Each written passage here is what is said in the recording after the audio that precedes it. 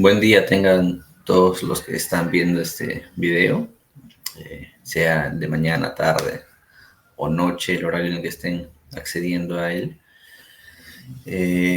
Quiero empezar esta exposición señalando que es un ensayo preparado por mí mismo, estudiando un poco unos materiales y en base a la información que se nos ha enseñado en el curso de Introducción a la Argumentación, dirigido por el pastor Santiago Fernández en el Seminario Bíblico Bautista de Puente Piedra.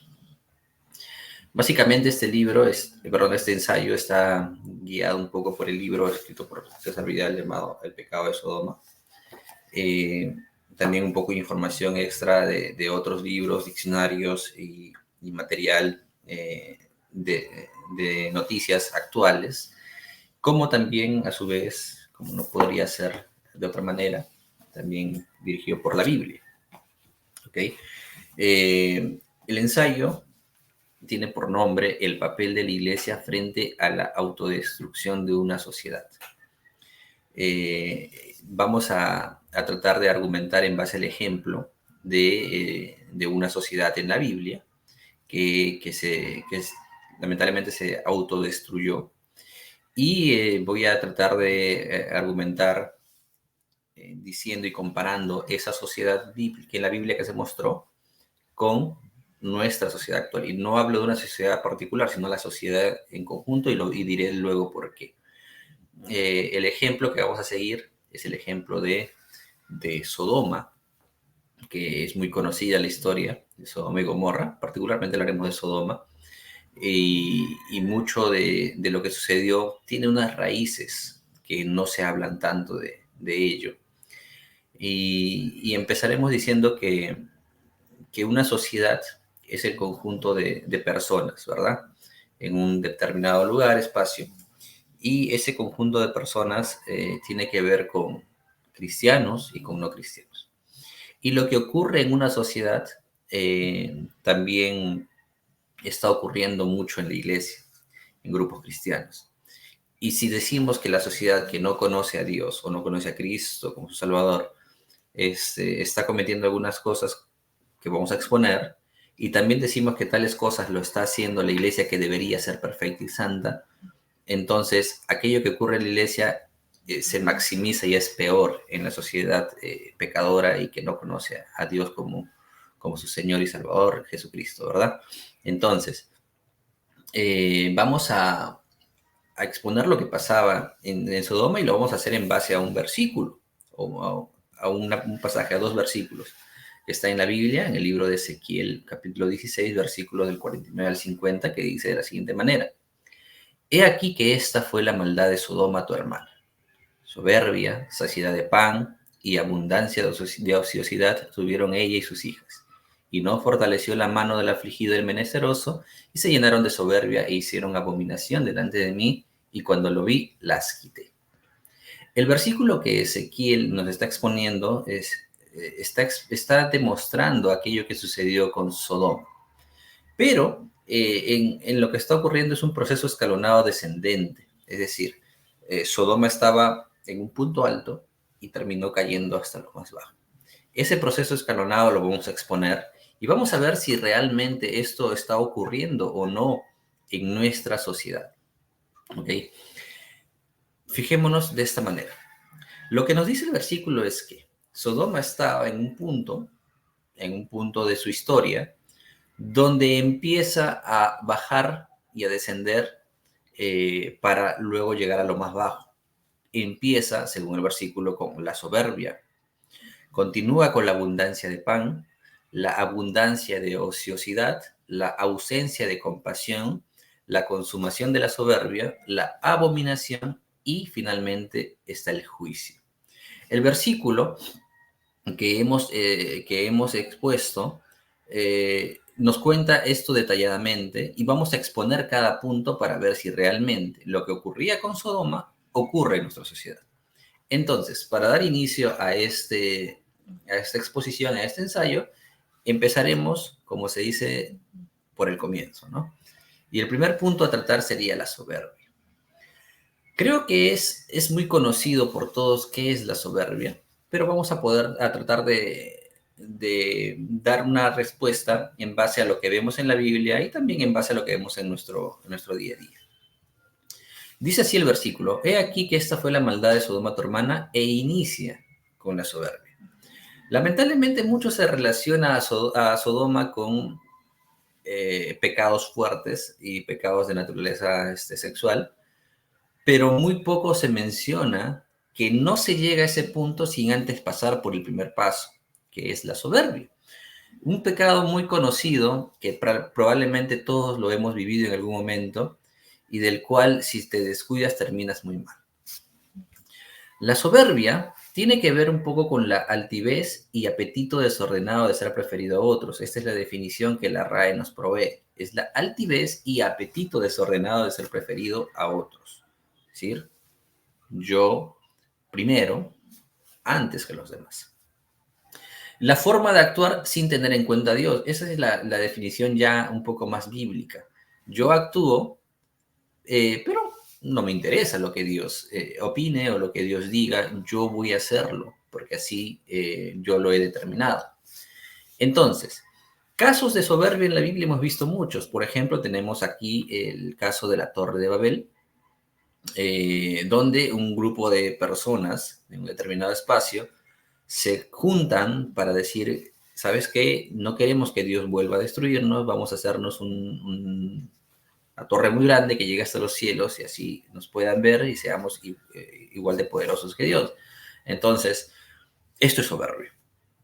Otro caso de soberbia también es el caso de Nabucodonosor, que él, habiendo estado un rato paseando por sus jardines, empieza a hablar bien de sí mismo, sin tener en cuenta a Dios, luego de haber visto algunas cosas.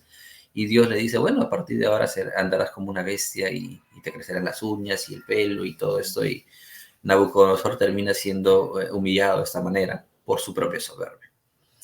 Además, tenemos un versículo o unos versículos importantes en la Biblia, ya en el Nuevo Testamento, que dice en Romanos 1, del 21 al 23, pues habiendo conocido a Dios, no le glorificaron como a Dios, ni le dieron gracias, sino que se envanecieron en sus razonamientos y su necio corazón fue entenebrecido. Profesando ser sabios, se hicieron necios y cambiaron la gloria de Dios incorruptible en semejanza de imagen de hombre corruptible, de aves, de cuadrúpedos y de reptiles. Esto es el hombre.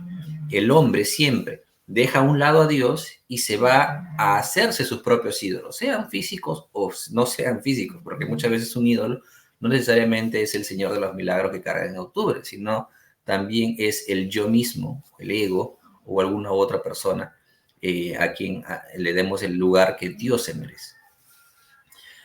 Seguimos y nos preguntamos, ¿hay soberbia en nuestra sociedad? Bueno, la respuesta es un rotundo sí, ¿no? La respuesta es sí. ¿Por qué? Miren, tenemos acá a Joe Biden. Joe Biden probablemente sea uno de los hombres más poderosos del mundo.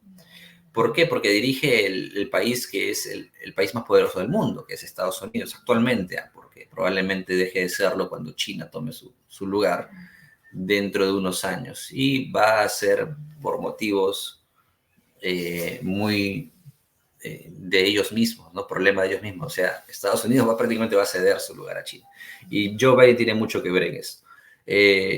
¿Por qué decimos que es soberbia? Si el hombre más poderoso del mundo, que dirige la nación más poderosa del mundo, empieza a dejar de lado a Dios, y hay que mencionar que él se dice ser católico y que va a misa y que recibe la comunión, este hombre que dice ser católico está empezando a legislar sin tener en cuenta a Dios, o propone leyes o habla e inicia guerras y tantas cosas. Esta persona que supuestamente es católica empieza a tomar decisiones sin tomar en cuenta a Dios. Esto es soberbia. ¿Hay soberbia en nuestra sociedad? Bueno, lo vemos por el hombre más poderoso del mundo. Entonces, si aquí hay, entonces miren nada más cómo serían los demás. Y la pregunta sería, ¿hay soberbia en nuestra iglesia? Esa es una muy buena pregunta, ¿no? ¿Cómo saber si realmente hay o no hay soberbia en nuestra iglesia? Y bueno, sí, tenemos que asentir que sí, porque habiendo sido ya un pueblo elegido por Dios, aún pecamos de soberbia muchas veces. Cuando estamos en la iglesia y muchas veces tenemos solamente un talento, un don que Dios nos ha dado, terminamos viendo por debajo a las demás personas. A veces ni siquiera saludamos a la persona nueva, o a veces ni siquiera estamos dispuestos a ayudar a los que están empezando recién. Y muchas veces con un poco de conocimiento nada más, ya estamos alejándonos del grupo y haciendo un pequeño grupito, ¿no? Lamentablemente sí hay soberbia en nuestra iglesia, no tanta tal vez, pero el haber un poco nos dice que si en la iglesia hay, en nuestra sociedad también lo hay. Y en la sociedad, en el día a día, cuando estamos viendo cómo las personas toman decisiones sin considerar a Dios, eso es soberbia también. La soberbia, hermanos míos, es el comienzo, es el inicio para este proceso de adoración. Y si no se trata en su momento, podemos terminar mal. Miren una frase que decía Agustín de Hipona. La soberbia no es grandeza, sino hinchazón. Y lo que está hinchado parece grande, pero no está sano. Me hace recordar mucho, y disculpen lo que son apristas, me hace recordar mucho al expresidente Alan García, hinchado de soberbia, ¿no? Pero bueno, la soberbia es esto y es el primer paso, pero no queda ahí. El primer paso iniciado y seguimos con el segundo paso, el cual es la abundancia de pan. La abundancia de pan. Y para ello vamos a exponer el versículo donde lo menciona. Dice, he aquí que esta fue la maldad de Sodoma, tu hermana, soberbia, ya lo vimos, saciedad de pan.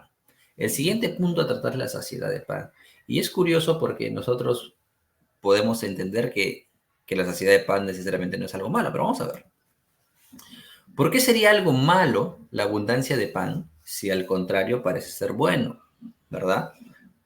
¿No? Uno puede tener bastante alimento para sí mismo y eso es bueno porque estás guardando, como dice, pan para mayo, ¿no? Pero vamos a ver, lo malo no está en la abundancia de pan, lo malo está en considerar que su importancia es mayor que la que tiene.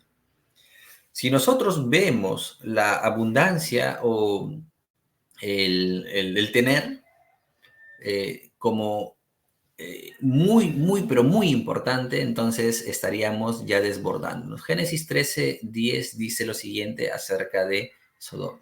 Dice, y alzó Lot sus ojos y vio toda la llanura del Jordán, que toda ella era de riego, como el huerto de Jehová, el huerto del Edén, como la tierra de Egipto en la dirección de Zoar, antes que destruyese a Jehová a Sodoma y Gomorra. Esta tierra, que era Sodoma y Gomorra, era muy buena, tenía un gran riego, y el riego es importante para que pueda crecer la hierba y pueda crecer todos los frutos, y de ahí mismo puedan alimentarse los animales. Y en estos tiempos, obviamente, la riqueza se encontraba en ello, ¿no? En las tierras, en el sembrío, en el ganado, en ellos se encontraba la riqueza. No es como ahora, que si tienes dinero en el banco eres rico.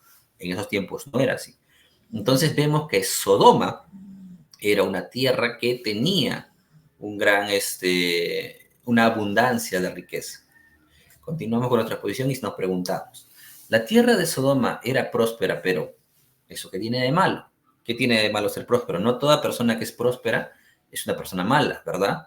De hecho, la riqueza no califica, sino es el corazón de la persona.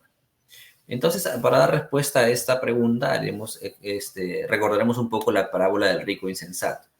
Si recordamos un poco la historia, Jesús está caminando y una persona se le acerca y le pregunta con respecto a las riquezas, y Jesús le lanza la parábola y le dice que un hombre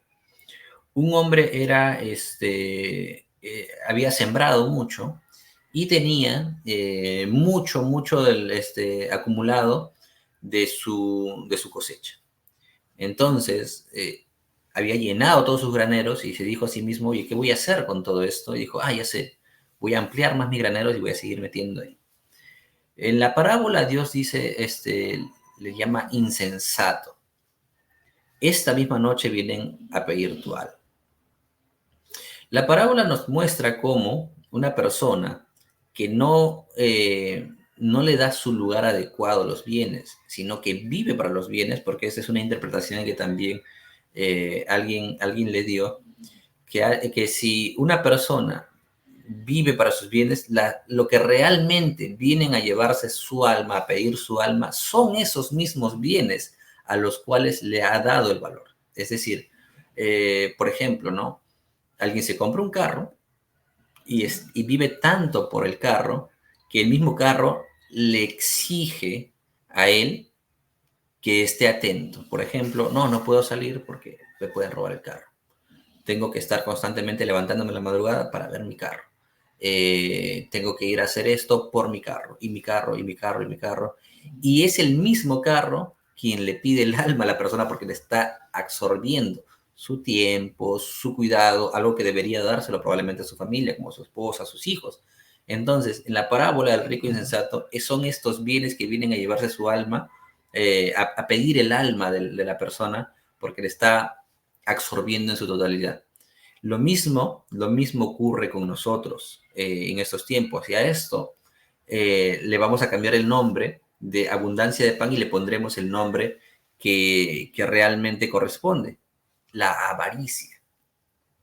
Sodoma fue una sociedad avara, sí, porque de lo mucho que acumuló, lo retuvo y no lo compartió.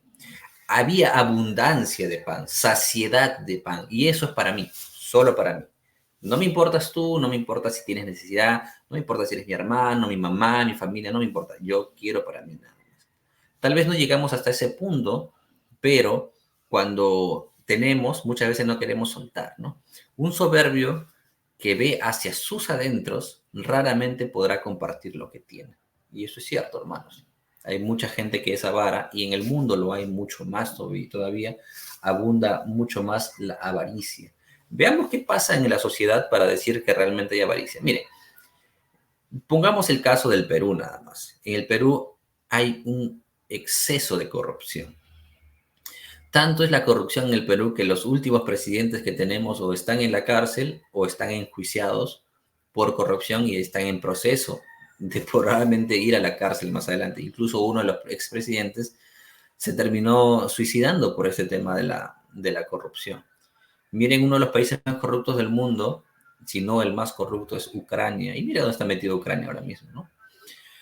También tenemos avaricia en el mundo cuando nos damos cuenta que existen guerras para la industria de las armas. Hermanos, cuando hay necesidad de dinero o hay problemas de dinero en Estados Unidos, casualmente ocurre una guerra.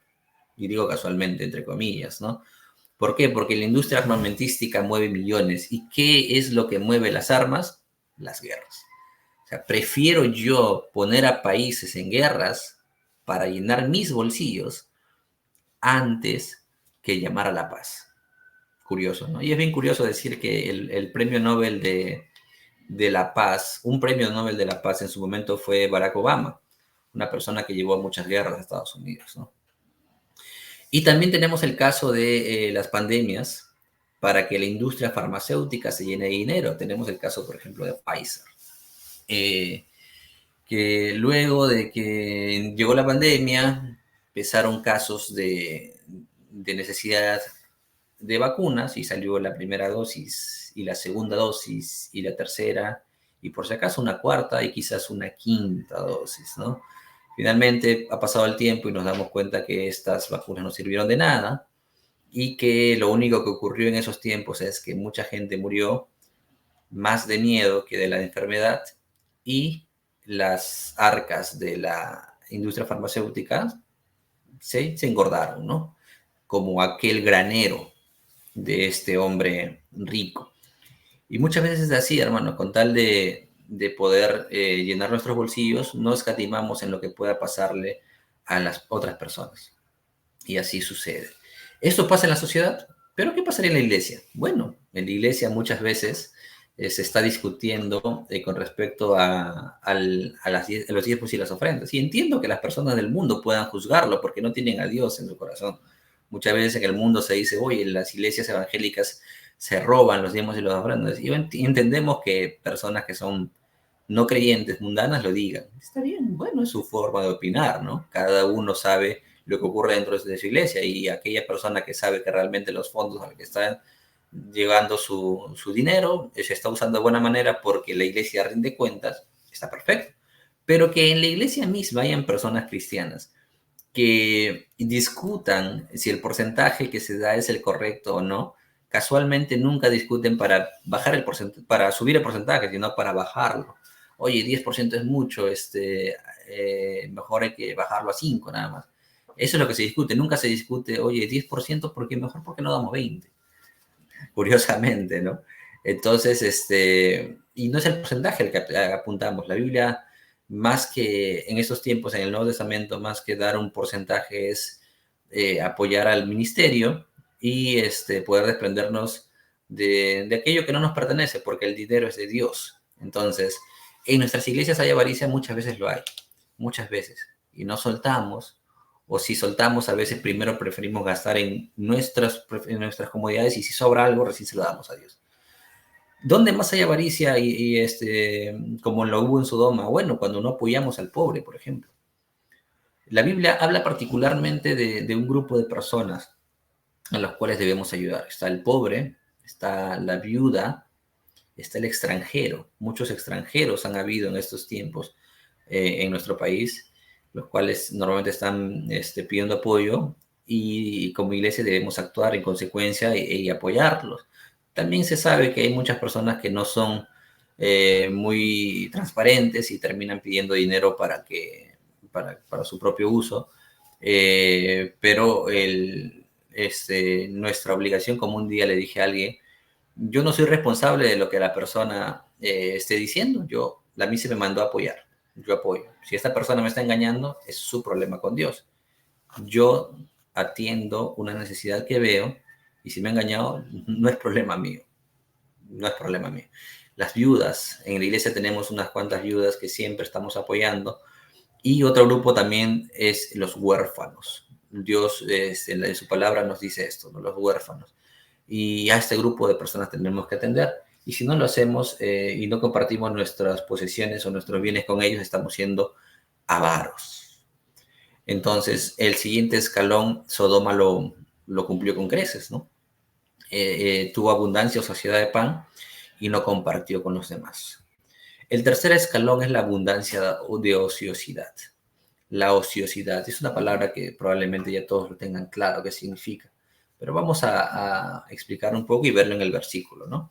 He aquí que esta fue la maldad de Sodoma, tu hermana, soberbia, ya lo vimos, saciedad de pan, ya lo vimos, y abundancia de ociosidad. Este es el tercer escalón descendente que Sodoma tuvo, y explicaremos un poco al respecto. ¿Qué tiene que ver qué tiene que ver esto con lo que menciona Dios en la Biblia? Bueno, tiene que ver con la administración del tiempo. Nosotros somos responsables de muchas cosas. Somos responsables de nuestra vida, de nuestros hijos, de nuestros padres, de los bienes que hemos recibido, pero también del tiempo que Dios nos da. El tiempo no se repite, o que acá en los últimos 20 minutos que está escuchando esta enseñanza, probablemente le está sirviendo y han administrado bien su tiempo, pero si estos 20 minutos lo hubieran utilizado para otra cosa, tal vez hubieran malgastado el tiempo y no lo van a recuperar nunca, ¿ok? Así cuando hacemos algo, pensemos bien si estamos invirtiendo correctamente o no nuestro tiempo. Además, el ocio querido por Dios, o sea, el ocio que la Biblia muestra, tiene como finalidad el honrarle a Dios y el poder descansar nosotros mismos. El ocio tiene que ver con esto, ¿no? Y el descansar no solamente es tener ocio durmiendo, no, puedes descansar también relajándote de diferentes maneras. O sea, utilizarlo correctamente es lo mejor, o sea, administrar el tiempo correctamente. No te voy a decir cómo, porque cada uno es libre de hacerlo como mejor le parece. Lo que a mí me gusta probablemente no te guste. Yo probablemente me relajo viendo un partido de fútbol y le doy su espacio al partido de fútbol que le corresponde, pero no me la paso toda la semana viendo partidos de fútbol. Esa es otra cosa. Ahora, si a mí me gusta y a ti te gusta, por ejemplo, salir a pasear, genial. Ese es tu tiempo de ocio, mientras veas que no estás haciendo daño a nadie y no te estás perjudicando a ti mismo. Ese es el ocio querido por Dios. Pero el ocio de Sodoma se centra totalmente en sí mismo y acaba provocando una pavorosa mezcla de insatisfacción, búsqueda de placer y falta de tiempo. Esto es lo que ocurría con Sodoma. Miremos un poco. Dice así en Génesis 19, del 4 al 5.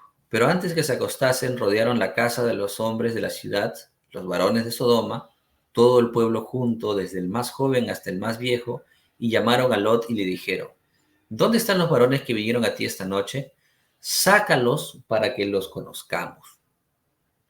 La palabra conocer aquí en la Biblia, como ya es bien sabido, es tener relaciones sexuales, ¿no? Lo mismo que se utilizó en el caso, por ejemplo, de María, cuando se dice que no conoció a José hasta que dio a luz a Jesús, o sea, no tuvieron relaciones sexuales. Lo mismo ocurre aquí. Están en Sodoma, han llegado unos ángeles a la casa de Lot, se han hospedado y el pueblo se junta y estaban tan aburridos, estaban tan se habían aburrido de hacer tantas cosas, tan ociosa estar a la gente, que, oye, mire, ha llegado una gente nueva, vamos a ver. Entonces tocan la puerta, Lot, sácalos porque queremos tener relaciones sexuales. Y estaban tan aburridos de las tantas cosas que hacían que ya no encontraban satisfacción en las mujeres, porque Lot le dice: oye, tomen a mis hijas, a ellos no los agarren. No, no queremos, danos a estos varones. Esto ocurría en esta ciudad. Estaban tan aburridos de lo ya conocido y la ya común como las relaciones sexuales con mujeres que prefirieron hacerlo con estos hombres que realmente eran ángeles. Esta es la sociedad de Sodoma, hermanos. En esta sociedad vivían. Se la pasaban probablemente de fiesta en fiesta, probablemente de, no sé, de actividades que en su momento eran beneficiosas para ellos, pero que no llevaban a ningún lugar positivo, ¿no? ¿Qué pasa con nuestra sociedad? Bueno, nuestra sociedad muchas veces es así. Están tan metidos en y distraídos en las cosas que el mundo les provee. Por ejemplo, está la televisión y el chisme. La gente está más preocupada con lo que ocurre con Melissa Paredes, con Josmery Toledo, con Waldir Sainz, y con tantas más personas famosas de la farándula. También la gente está muy preocupada de cómo van las tablas de posiciones de los partidos de fútbol de los mejores equipos del mundo, en la Champions, en la liga tal, en la liga tal. Y no, como digo, no es malo el fútbol, lo que está mal es darle el tiempo, darle el valor que no merece, ¿no? Porque hay otras cosas más importantes, entendemos. Las apuestas deportivas, mucha gente se queda sin su sueldo por meterle a la apuesta deportiva, pensando que esta vez sí la va a chuntar, sí la va a chuntar, y terminan perdiéndolo todo. Los viajes, vámonos por el mundo, a conocer el mundo, a viajar, porque somos jóvenes y hay que experimentar y todo esto. Están metidos más en ver a estos influencers o youtubers de las redes sociales y ver qué hacen. Oye, qué están comiendo hoy día, cómo se van a dormir, cuál es su pijama, de qué colores están vestidos hoy día, cuál es el peinado que tienen hoy día, qué están mostrando, oye, cuáles son los juegos de internet que están de moda y cómo ganar y sacar más puntos y ser el mejor en el juego. Las ofertas de los grandes supermercados, la moda actualmente, y todo esto es distracción. El diablo se complace en presentarles estas opciones para que luego puedan decidir perder la vista de Dios e irse por cada una de ellas.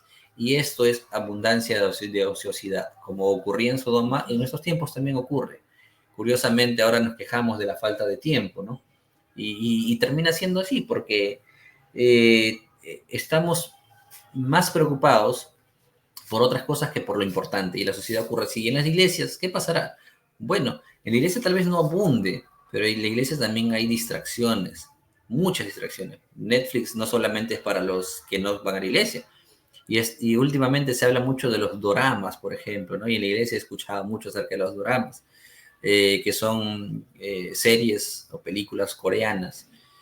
Que, bueno, sí, a veces distraerse viendo una serie no está mal, pero ya pasársela solamente hablando de esto y saber más de los personajes de los dramas que personajes de la Biblia, termina siendo una gran distracción y una abundancia de ociosidad. O tal vez cuando se concentran más la gente en los conciertos cristianos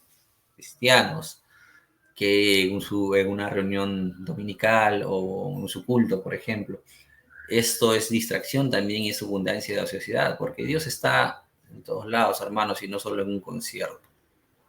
Y esto ocurría con Sodoma, abundancia de ociosidad.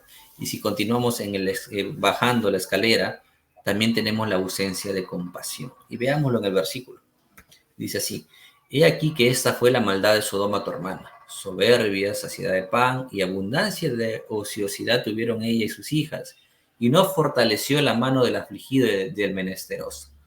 Este es el cuarto escalón descendente. No fortaleció la mano del afligido y del menesteroso. La compasión es un movimiento, o sea, un retorcijo de las entrañas que nos lleva a actuar ante las necesidades de los demás. Es un sentimiento interno propio que no me deja tranquilo si yo no hago algo por los demás. Y este versículo nos habla de dos grupos de personas específicas.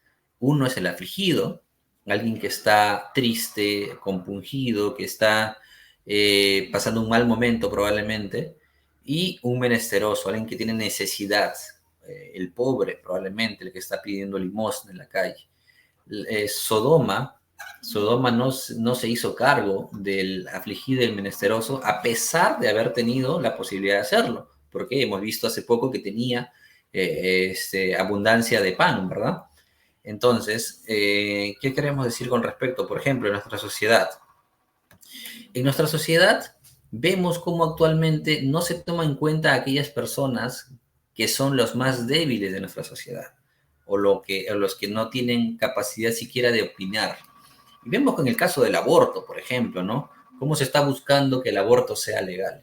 Miren, entre los años 1973 a 2011, el número de abortos perpetrados en Estados Unidos ya había superado los 53 millones de personas, claro está, de abortos, ¿no?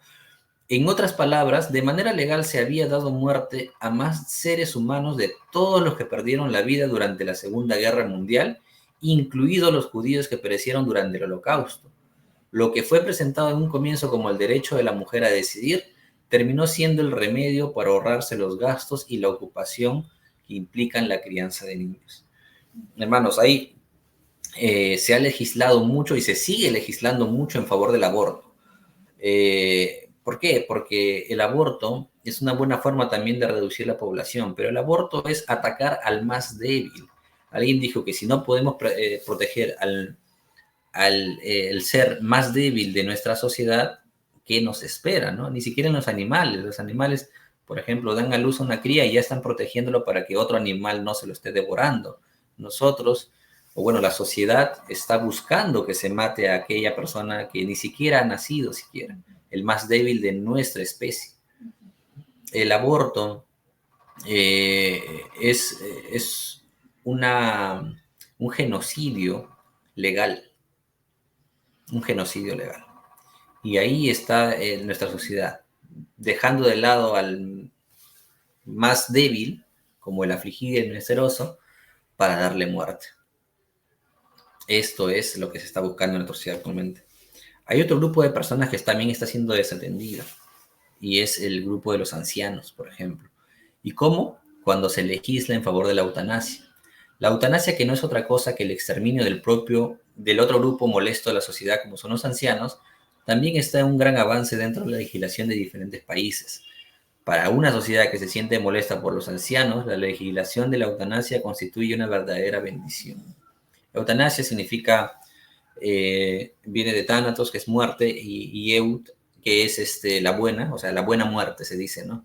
Y mucho se habla al respecto donde dice, déjame elegir cómo yo voy a morir. Sí, está bien, puede ser bonito lo que dices, pero una persona que ama realmente no permitiría que otro que muera. Y es más, nosotros no tenemos derecho a quitarle la vida a nadie.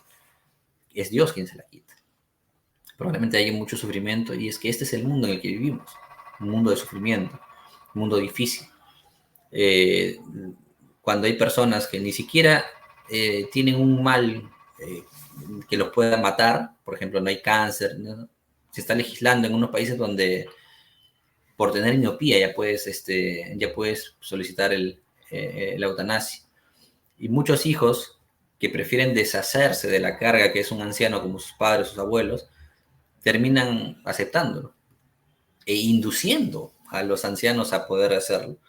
En ese tiempo de la pandemia, el grupo que más se había afectado fue los ancianos, ¿no? Y y a veces nosotros creemos, porque podemos ser persuadidos de esta manera, que déjala elegir a ella porque es su cuerpo, déjala elegir a ellos que son ancianos porque es su vida. Suena bonito y oye, ¿es su decisión? Sí, sí, es bonito. Y tal vez hay un buen interés detrás de esto, de que las personas puedan elegir por sí mismas, pero ¿sabes qué? Satanás usa estas cosas para vestirlo de bonito y luego nosotros caigamos en esta trampa y terminamos aprobando esto. Pero Satanás lo que busca detrás de todo esto es que las personas se vayan al mundo o mueran sin Cristo en su corazón. Porque el día que fueron expulsados del cielo y cuando Dios buscó al hombre para sanarlo, se dio cuenta que Dios ama demasiado a la humanidad. ¿Y cuál es la mejor forma de dañar a alguien? De dañar a alguien, la mejor forma es dañando al ser que ama. Y este es Satanás, vistiéndose de ángel de luz para poder engañar al pueblo y así hacer que más personas se vayan al infierno sin Dios. Y esto, hermanos, es la decadencia moral en la que hemos llegado. La sociedad ha entrado a una decadencia moral de tal manera que busca que se mate y se olviden aquellas personas que no tienen voz ni voto en nuestra sociedad, como lo hizo Sodoma en su momento. Miren, la iglesia, ¿qué pasa con la iglesia? La iglesia muchas veces está más preocupada por los cultos juveniles o algunas cosas como estas que en visitar al enfermo en la iglesia. Y aquí yo traigo a colación a una hermana de nuestra iglesia que ya está en la presencia de Dios, nuestra hermana Felicitas Ocaña. Ella, una persona anciana ya de edad, y siendo de edad, con las fuerzas, pocas fuerzas que tenía, reunía un grupo de mujeres para enseñarles a coser. Y no, la intención no era enseñarle a coser, sino que mediante la costura, o el tejer, mediante esta práctica podía hablarles y predicarles a Cristo. Esta era la hermana Fela, y la hermana Fela que tenía un problema de la rodilla, terminó muy mal, no le importaba y se iba a los hospitales con su rodilla maltrecha, visitaba enfermos, visitaba personas que tenían necesidad en los hospitales, en los centros de rehabilitación de drogadictos y les compartía el mensaje de Dios. Más gente así necesitamos en nuestras iglesias. Y esto no tuvo Sodoma, y esto no tiene la sociedad actual, y esto muchas veces no está teniendo la iglesia. Pero ahí no queda la cosa. El proceso descendente continúa, y continúa con la consumación de la soberbia. Aquella soberbia que inició en un escalón se consuma ahora. ¿De qué manera? Bueno, dice así el versículo. He aquí que esa fue la maldad de Sodoma tu hermana, soberbia, saciedad de pan y abundancia de ociosidad tuvieron ellas y sus hijas, y no fortaleció la mano del afligido y del menesteroso, y se llenaron de soberbia. Se llenaron de soberbia. Ese es el siguiente paso, hermanos. ¿Y qué tiene que ver con lo que estamos viendo? Bueno, cuando una sociedad no comparte tu forma de ver la moral, el uso de los bienes materiales, el uso del tiempo, el valor que tú tienes o que tú le das a otros seres humanos, te terminan persiguiendo. Miren el caso de Lot. Lot estaba en su casa y casi le iban a linchar a Lot por no compartir a aquellas personas que vinieron a visitarlo. O sea, esa gente que fue a tocarle la puerta y decirle, oye, queremos acostarnos con esos visitantes tuyos, tráelos. Y como no quisieron, como Lot no quiso, le dijo, toma mis hijas, no.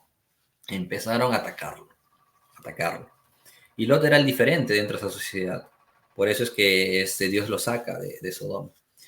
Y esto ocurre también en nuestra sociedad, hermanos. Cuando la sociedad no comparte nuestra forma de ver el mundo como cristianos que somos, terminan persiguiéndonos. ¿Y qué ocurre? Bueno, empiezan los calificativos, ¿no?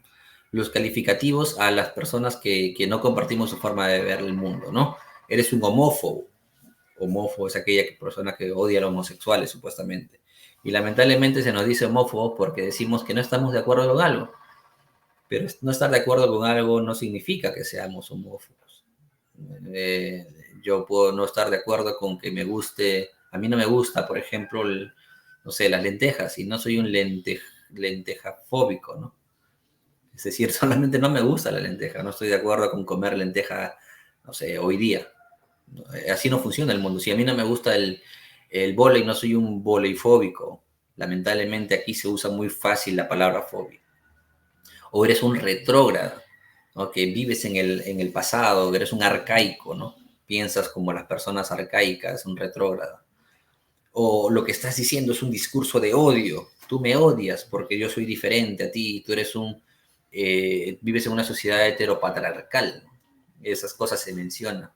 O ya stop o pon un alto a la LGTBI-fobia, que es lo mismo que le estábamos viendo la homofobia, pero acá se incluyen a otros personajes, ¿no? O ir en contra de la transfobia, ¿no? Si yo no estoy de acuerdo con que una persona se le cambie el sexo asignado al nacimiento, entonces soy un transfóbico. Bueno, así se mueve el mundo y así se nos persigue. Y hay un caso muy particular aquí. Por ejemplo, es el caso de, vamos a ver, esta mujer.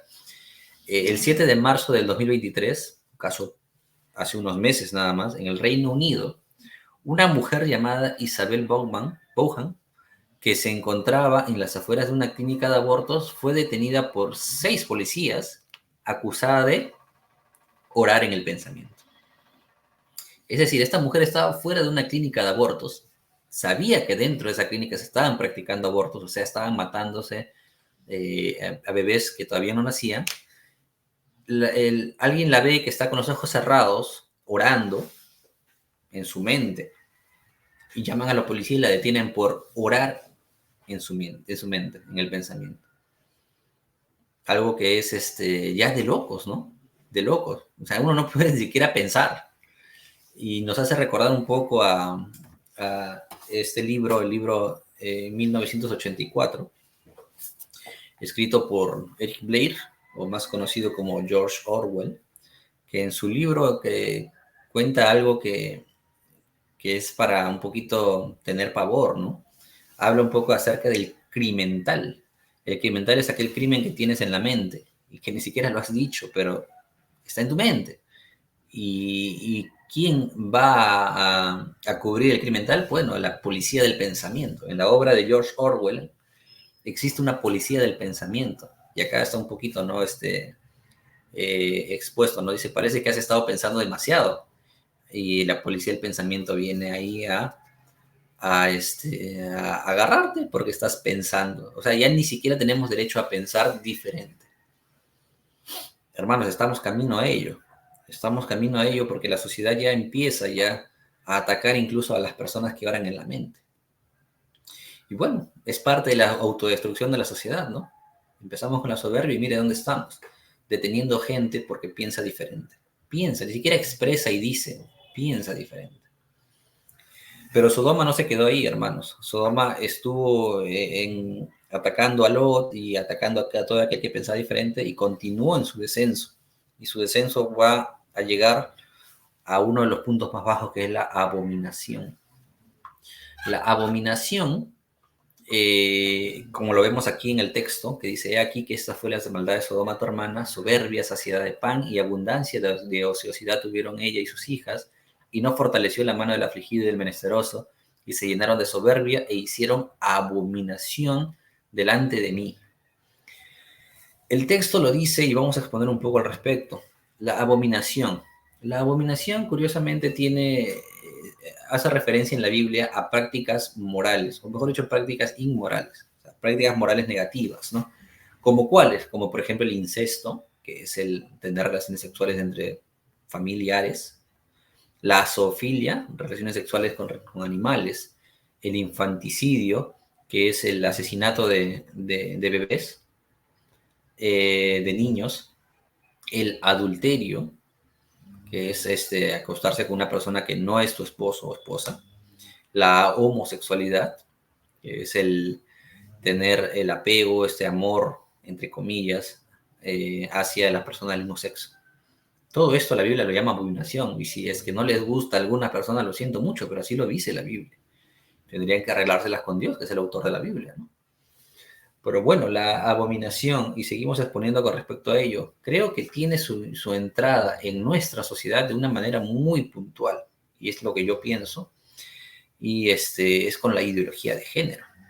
La ideología de género está entrando con fuerza a cada país, y la ideología de género insiste en que el hecho biológico, o sea, lo que es nacido, no resulta determinante, es reversible, incluso debe ser leído como un episodio más de la lucha de la clase, o si se prefiere, del combate de los oprimidos contra los opresores. Esto es mucho de lo que jalan de la izquierda, ¿no? La izquierda, el movimiento político de la izquierda, que muchos decían, no, yo soy pobre, tú eres rico, nos peleamos, ¿no? La lucha de clases. Ahora es diferente, ¿no? Yo soy heterosexual, pero yo soy homosexual, tú eres heterosexual, estamos en conflicto. La clase oprimida está formada supuestamente ahora por quiénes, por las mujeres o por los homosexuales frente a los varones heterosexuales. Ahora la mujer ya no es la débil, supuestamente, porque supuestamente era débil, ya que ya no opina y todo esto, ahora tiene poder y es empoderada. Los homosexuales tienen derecho a amarse porque el amor es amor. Tú eres un macho heteropatriarcal. Entonces, esto es la ideología de género. Y la ideología de género también pretende cambiar la naturaleza humana a la que le atribuye no un origen natural, sino político. O sea, el humano, la naturaleza humana no es algo natural, sino es algo político. En otras palabras, lo que cualquier partera ha sabido nada más ver al niño cuyo alumbramiento ayudó al nacer, que era o varón o mujer o hembra, es negado totalmente por la ideología de género y atribuido al contexto social. Esto implica el final de la naturaleza y con ello el final de los sexos como lo conocemos. Es decir, si hay un niño que nace y se le ve por sus genitales que es un varón, la ideología de género dice, no, no le asignes que el ser un varón. Este niño va a tener que decidir qué es en un futuro. No le asignes, es más, no le compres carritos, porque no es un varón todavía, no ha decidido ser un varón. No le compres robots, no le compres cachaquitos, no. No lo induzcas de esta manera. Esto es la ideología de género, lamentablemente. Algo que está entrando a nuestro país, pero que se está dando batalla para que no avance. También la ideología de género dice, esta aberrante forma de pensar nos dice que los órganos sexuales, que desde su aparición han estado unidos al género humano, no son sino un sistema de sometimiento de las mujeres, que no existen como tales y que son el producto de una tecnología sofisticada que prescribe el contexto en el que los órganos adquieren su significación. Por tanto, si se niega la función de los órganos sexuales, eso es importante, que determinan el sexo de cada persona, es decir, los órganos genitales masculinos y femeninos no determinan el sexo de una persona, hay que buscar un sustituto a esa realidad, así que el sustituto debe ser un órgano semejante en hombres y mujeres. Sabemos que los órganos genitales de los hombres y de las mujeres son diferentes, pero como estas diferencias no son determinantes para determinar quién es un hombre y quién es una mujer, busquemos un término medio, algo que ambos compartan y que les dé placer a ambos. Bueno, ¿cuál es este término medio? ¿Cuál es el órgano sustituto? El sustituto debe ser un órgano semejante en hombres y mujeres. ¿Cuál es? El ano. Suena chistoso y también un poco sucio, pero esto es lo que se expone, hermanos, con respecto a la ideología de género. Este es el espacio erógeno a potenciar, es el espacio neutro para todos los cuerpos hablantes. Ya no son personas, sino son cuerpos hablantes. Y esto es lo que expone la ideología de género, hermanos, una aberración. Por eso es que estamos en la etapa de la abominación. Continuamos con la ideología de género y el mundo en el cual vivimos, la sociedad en la cual vivimos nos dice que hay que legislar en favor del matrimonio igualitario. Amor es amor. Si dos hombres se aman, esto es amor. Si dos mujeres se aman, esto es amor. Hay que legislar en favor de ellos. Y qué curioso, ¿no? Que ese grupo rebelde que eran los homosexuales en su momento, que vivían y se jactaban de su libertad y no estar amarrados como lo eran los matrimonios convencionales, ahora quieren casarse. Qué curioso, ¿no? Qué curioso. Tenemos en esta sociedad que también se está legislando en favor de la adopción homoparental. Es decir, antes se podía adoptar a un niño si tenías un matrimonio entre un hombre y una mujer. Ahora se busca que dos hombres puedan adoptar a un niño o dos mujeres puedan adoptar a un niño. Lamentablemente se ha tergiversado lo que es la naturaleza de la adopción, que es el derecho a que el niño tenga una familia, no que los padres tengan un hijo. Y esto ocurre. También en algunos lugares como California, por ejemplo, ya existe el intento de validar el aborto postparto.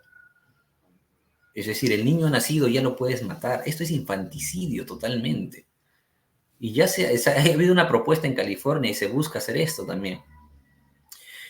Por último, hay un grupo que también está siendo, que no se ve mucho, pero también está siendo favorecido por esta ideología de género, que son los pedófilos.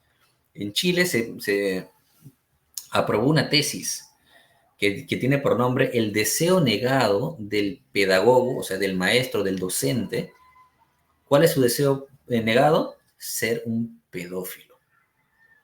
Y esta tesis expone en favor del docente que tiene esa necesidad aberrante de estar con un niño. Esto es el mundo en el que vivimos, la sociedad en la cual vivimos. Se está buscando legislar en favor de la pedofilia, o paidofilia, que también se conoce.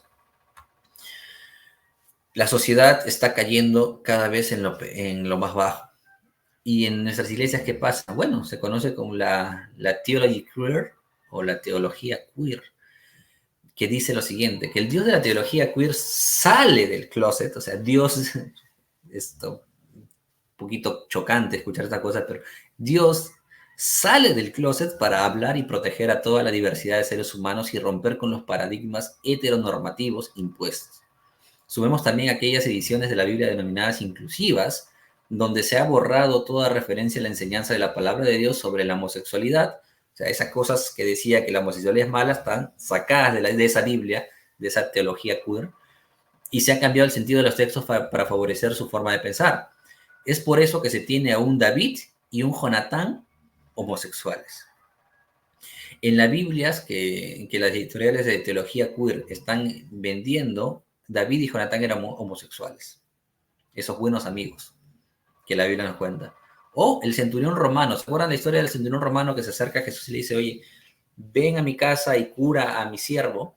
Supuestamente en la teología queer se dice que este siervo era su pareja homosexual del centurión romano.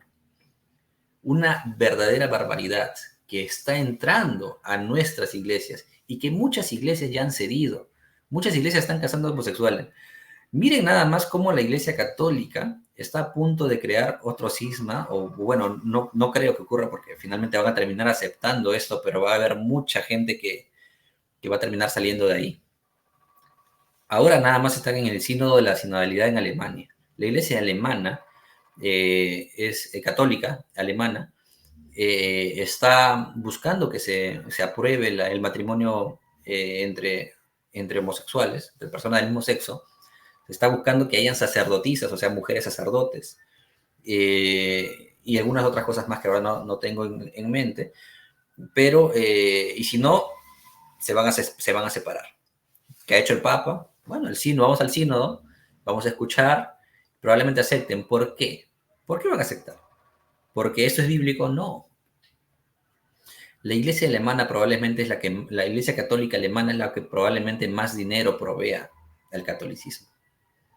Si se salen y se separan, van a perder una buena cantidad de dinero. Entonces, probablemente se termine aceptando esto. Y esto es la ideología de género y es lo que el mundo está moviendo actualmente con el progresismo. Y un muy progresista actual es Francisco, el Papa Francisco. Finalmente, en nuestro descenso de Sodoma, vemos el escalón más bajo. Y el escalón más bajo termina donde cae Sodoma y es el juicio. Si una sociedad ha pasado por todo este proceso, el punto más bajo es el juicio. ¿Y qué vemos en el versículo? He aquí que esta fue la maldad de Sodoma tu hermana, soberbia, saciedad de pan y abundancia de ociosidad tuvieron ella y sus hijas, y no fortaleció la mano al afligido y del menesteroso, y se llenaron de soberbia e hicieron abominación delante de mí, y cuando lo vi, las quité. Las quité. Las quitó, dice Dios. O sea, hubo juicio. Hubo juicio. Curiosamente, este es el tema de lo que más se habla cuando se menciona Sodoma, pero es el último escalón de la degradación moral. Lo más bajo a donde puede llegar una sociedad es esto, el juicio al cual prácticamente Sodoma ha sido juzgada. Se habla mucho de esto, pero no se habla que todo empezó con la soberbia. Cuando menciona Sodoma y Gomorra, uy, sí, el mundo esa sociedad fue destruida porque tenían mucha homosexualidad en ese lugar, sí, pero empezó con la soberbia. No nos olvidemos de eso. Un Dios que es todo amor no puede tolerar que una sociedad se convierta en un cáncer que va corroyendo la fibra moral de todo lo que toca. ¿Por qué digo esto? Porque mucho se dice, ¿cómo es posible que si es un Dios de amor termine destruyéndolo? Sí, sí, sí, pero es Dios de amor y también es justo. Y es paciente. No pasaron 2, 3 años nada más. Pasó mucho tiempo. Y en ese tiempo, ese largo tiempo, fue que Dios terminó decidiendo destruirlo. ¿Por qué? Porque como si es que tú tuvieras una gangrena en el pie, para que ésta no avance, tienes que cortar el pie, para que todo lo demás se pueda salvar. Así funciona. Miren, cuando leemos Levítico 18, antes de este versículo del 24 y 25, antes de esto se expone una lista de actos inmorales, actos de inmoralidad, mucho, una lista, ta, ta, ta, ta, ta. Y luego dice así, en ninguna de estas cosas os amancillaréis, pues en todas estas cosas se ha corrompido las naciones que yo echo, yo tiro, yo lanzo, yo boto de delante de vosotros. Y la tierra fue contaminada y yo visité su maldad sobre ella y la tierra vomitó sus moradores. Muchos casos de sociedades que han sido quitadas, por ejemplo, está el caso de Sodoma, Gomorra, los cananeos. Y si vemos ejemplos más actuales, más cercanos a nosotros, está, por ejemplo, la Alemania nacional socialista, la Francia napoleónica, la Roma imperial, la España del siglo de oro, la Unión Soviética y tantos otros más, que fueron vomitadas porque cometieron actos de inmoralidad muy grandes. Pero bueno, aquí viene un versículo importante que es 2 Pedro 3:9. El Señor no retarda su promesa según algunos la tienen por tardanza, sino que es paciente para con nosotros, no queriendo que ninguno perezca, sino que todos procedan al arrepentimiento. Porque esta sociedad todavía no cae, porque Dios es paciente. Y aquí es donde la iglesia tiene su papel importante, y aquí es donde vamos a exponer lo que habíamos venido a decir. Ya hemos presentado el problema, ahora vamos a presentar la solución. Y es el papel de la iglesia frente a la autodestrucción de una sociedad. Eso es lo que vamos a tratar hoy día. Miren, particularmente no voy a hablar de una sociedad en particular, no voy a hablar de Perú, no voy a hablar de México, no voy a hablar de China, no. Voy a hablar que toda la sociedad actual en la que vivimos está inmersa y va a ser destruida. ¿Por qué? Porque yo creo que toda la sociedad se está juntando en lo que se conoce como globalismo. Actualmente globalismo, lo que se denomina Agenda 2030, y vamos a poner un poco acerca de esto también. El globalismo o la agenda globalista es una estructura política y económica de carácter global, cuya finalidad es someter al mundo en un nuevo orden. El mundo tiene que estar sometido en un nuevo orden. Por eso digo que la sociedad es total. El primer objetivo es acabar con las naciones como entidades independientes y soberanas y con las culturas sobre las que están basadas. Es el primer objetivo. El segundo objetivo pretende apoderarse de sus riquezas fáciles de saquear en la medida que las naciones habrán pasado a ser meros protectorados. Es decir, habrán organismos supranacionales que están por encima de las naciones que van a gobernar algunos países dándoles o dictándoles la forma en cómo deben gobernar. Y va a ser una figura como alguien exponía de un huevo al cual le quitas lo de dentro y te quedas con la cáscara. Un país va a ser solamente cáscara. ¿Por qué? Porque lo de dentro, la esencia, va a ser gobernada por la agenda globalista.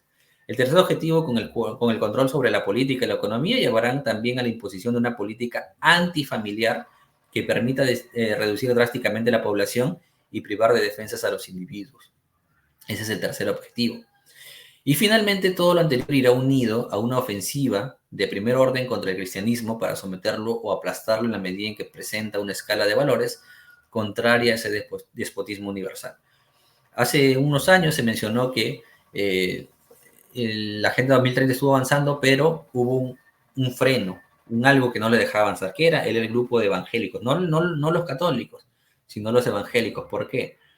Porque a diferencia de los católicos tienen una una estructura piramidal donde lo que está arriba, la cabeza, ordena, todos los demás abajo hacen caso. En el caso de los evangélicos no es así, somos más independientes. Si una iglesia, por ejemplo, una iglesia metodista en Argentina decide casar homosexuales, no significa que todos los evangélicos lo van a hacer, no. Cada quien es independiente y cada quien va a tener que rendir cuenta a Dios. Entonces, cuando los evangélicos empezaron a moverse, y dijeron no al aborto, no a la Agenda 2030, no al matrimonio homosexual, no a la ideología de género y tantas cosas como estas, junto con personas morales, muy morales de la sociedad, entonces empezaron a ver retrasada la visión de esta agenda globalista. La agenda globalista quiere darle batalla al cristianismo en general, ¿ok? Dar la batalla espiritual que puede retrasar el avance de la agenda globalista es nuestro papel. Nuestro papel como iglesia es dar la batalla espiritual que puede retrasar el avance de la agenda globalista, persuadiendo al individuo con el poder del evangelio antes que lo atrape cualquier mentira del enemigo. Y si en caso lo hiciera, se lo arrebataremos de las manos con el poder de la palabra de Dios.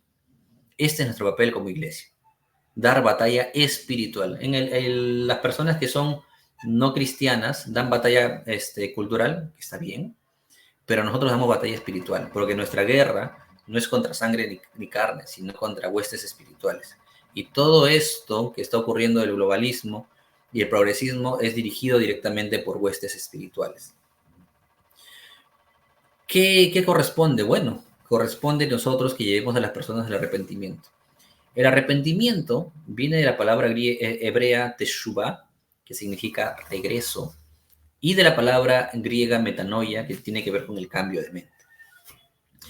¿Qué buscamos? Primero, que la persona reconozca que la realidad en la que vive, o sea, una persona que no es cristiana vive en una realidad apartada de Dios, tu realidad, esta es tu realidad. Y que sabiendo que esa es tu realidad, vaya por el segundo paso, que es el cambio de vida. Entregarle su vida a Cristo para poder cambiar su vida. Pero primero es el cambio, es el tomar su decisión por Cristo, para que luego cambie su vida. No cambiar su vida para luego ser cristiano, no, así no funciona. Primero eres hijo de Dios, nacido de nuevo, naces de nuevo y luego cambias tu vida. ¿Cómo lo haremos? No hay otra forma, hermanos, que mediante la palabra de Dios. Únicamente esto se puede lograr con la poderosa palabra de Dios, que tiene poder para salvación. Entonces, la palabra de Dios contra la soberbia. Santiago 4:6 dice, pero Él da mayor gracia. Por esto dice, Dios resiste a los soberbios y da gracia a los humildes. Dios resiste a los soberbios. Si Dios resiste a los soberbios, ¿qué debemos hacer nosotros como cristianos? ¿Y qué debe hacer el mundo que no conoce a Dios? Bueno, debe someterse a Dios. Todos debemos someternos a Dios, tanto la gente del mundo como los cristianos debemos someternos a Dios, porque Dios resiste a los soberbios. Santiago 4:13 al 16 cuenta un poco una forma de pensar, ¿no? Vamos ahora, los que decís, hoy y mañana iremos a tal ciudad y estaremos allá un año y traficaremos y ganaremos, cuando no sabéis lo que será mañana. Porque ¿qué es vuestra vida? Dice Santiago, ¿no? Ciertamente es neblina que se aparece por un poco de tiempo y luego se desvanece, en lugar de lo cual deberías decir, si el Señor quiere, viviremos y haremos esto o aquello. Pero ahora os jactáis en vuestras soberbias. Toda jactancia semejante es mala. Hermanos míos, aquí es donde nosotros debemos, como cristianos, y presentar a las personas del mundo, es el cuidarnos de la jactancia. Esa jactancia es creernos más que los demás. Ese yo tengo, por eso puedo hacer. Yo tengo dinero, yo tengo capacidad, yo tengo un poco más, yo soy diferente a ti. Entonces eso me da la libertad de hacer algo. Esa jactancia es de la cual debemos cuidarnos, hermanos. La palabra de Dios contra la soberbia también nos dice que fuera de la iglesia hay un mundo apartado de Dios, tan ensoberbecido que fácilmente está cayendo en el globalismo. O sea, el globalismo te pone en bandeja todo lo que tú deseas.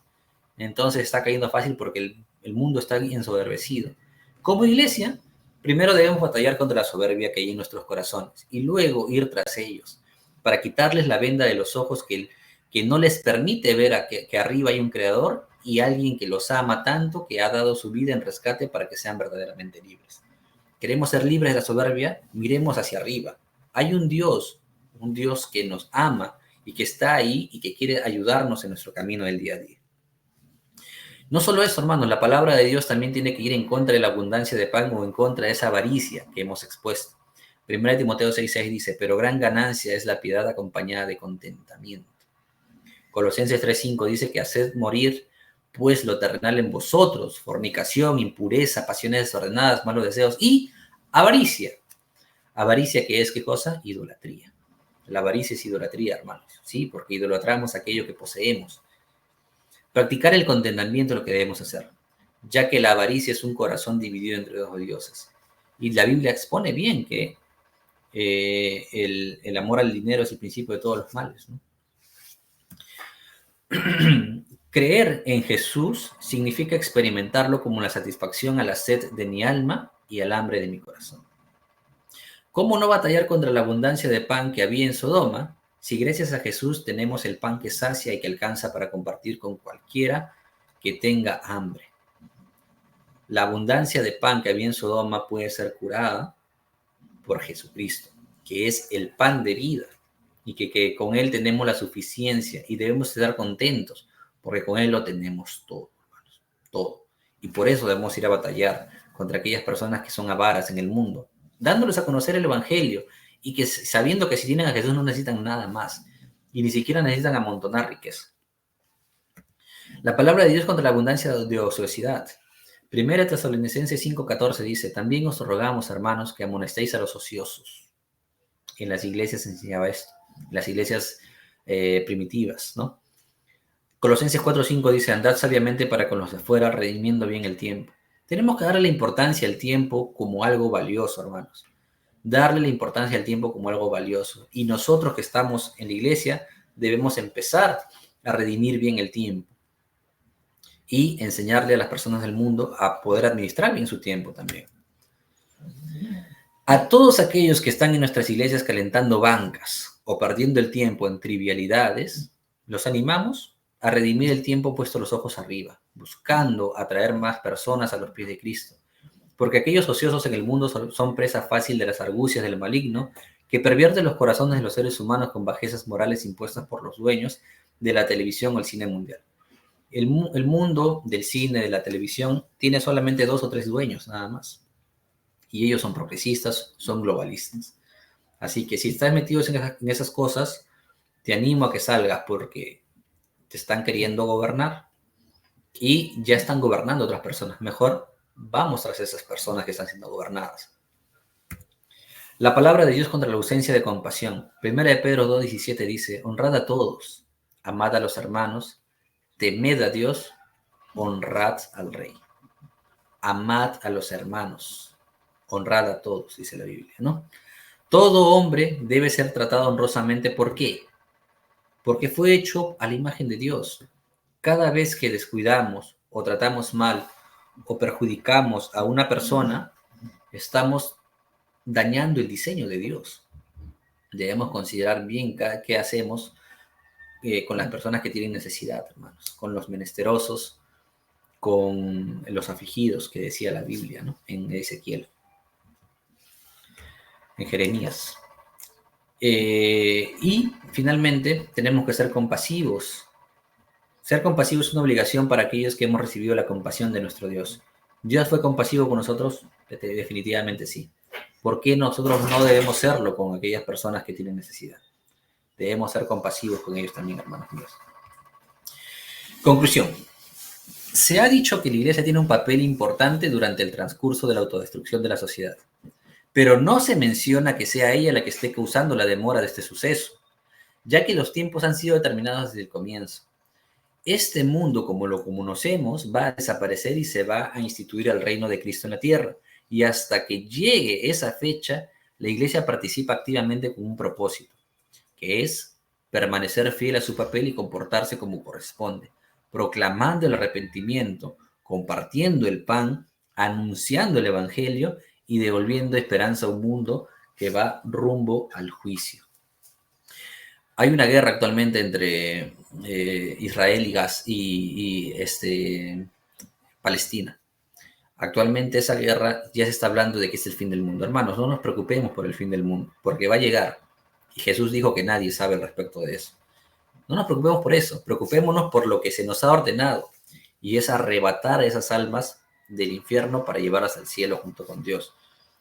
Hagamos aquellas cosas o combatamos aquellas cosas que están llevando a que nuestra sociedad vaya cada vez más abajo, porque el juicio va a llegar sí o sí. Sí o sí va a llegar el juicio a toda la sociedad. Nosotros no estamos llamados a retrasar este juicio, estamos llamados a ganar almas durante este proceso. Según de Crónicas 7, 13, 14 dice, si yo cerrare los cielos para que no haya lluvia, y si mandare a la langosta que consuma la tierra, o si enviare pestilencia a mi pueblo, si se humillare mi pueblo sobre el cual mi nombre es invocado, y oraren y buscaren mi rostro, y se convirtieren de sus malos caminos, entonces yo iré desde los cielos y perdonaré sus pecados y sanaré su tierra. ¿Dios puede sanarnos? Sí. ¿Dios puede limpiar nuestros pecados? Sí. A nuestras familias, a nuestros pueblos, sí lo puede hacer. Así que nosotros tenemos que llevar ese mensaje a este mundo que está en ese proceso decadente. Y por último, así como se mencionó al comienzo que la sociedad es el conjunto de individuos, así mismo ocurre dentro de nuestras iglesias. Somos una sociedad cuyos individuos han sido redimidos por la sangre de Cristo. Por tanto, cada vez que nosotros como individuos cumplimos con nuestra parte dándole la espalda a los pecadores a los pecados que Sodoma cometió, y además compartimos el evangelio para la salvación de individuos que se hayan confundidos en el mundo, estaremos siendo fieles a lo que Dios nos ha mandado. Animémonos los unos a los otros en cumplir esa misión.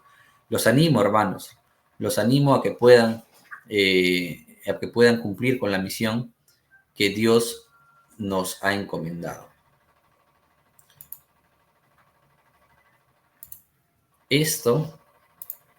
Esta, hermanos, ha sido mi exposición con respecto al ensayo propuesto, que es la autodestrucción de la sociedad, el papel de la iglesia frente a la autodestrucción de la sociedad.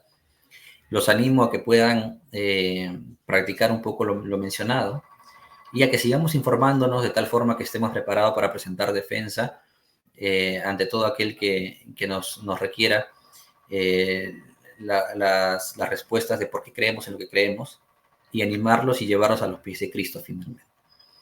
Eso es todo por mi parte. Muchas gracias por su atención.